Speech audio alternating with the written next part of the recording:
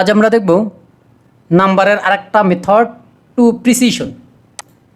এই মেথডটা কিভাবে কাজ করে আমরা যদি একটু দেখি, আউটপুট দেখি একবার সরাসরি console dot log number dot two precision. দেখুন একটা মেথড আছে, বিল্ট ইন মেথড, আমরা সেটা ব্যবহার করব।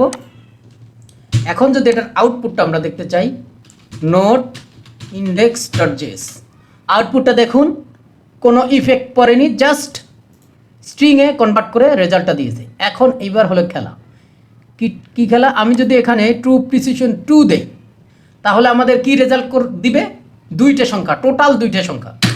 দেখুন এই যে 9.9, অর্থাৎ টোটাল দুইটা সংখ্যা। এখানে ট্রু প্রিসিশন মানে টোটাল দুইটা সংখ্যা। এখানে যদি 5 দেই তাহলে দেখবেন টোটাল 5টা সংখ্যা।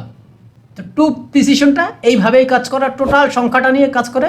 এখানে যতগুলোই সংখ্যা আসুক না দশমিকের পরে, এ টোটাল নির্দিষ্টটা সংখ্যা বলে দিবেন যে আমার দশমিকের পরে টোটাল সংখ্যা যেন আমার 3-এর বেশি না হয়। তো সেক্ষেত্রে যদি 3 না থাকে সে 0 দিয়ে 3 মিল করবে, আর থাকলে তো 3 পর্যন্ত 3টে সংখ্যা থাকবে। ধন্যবাদ।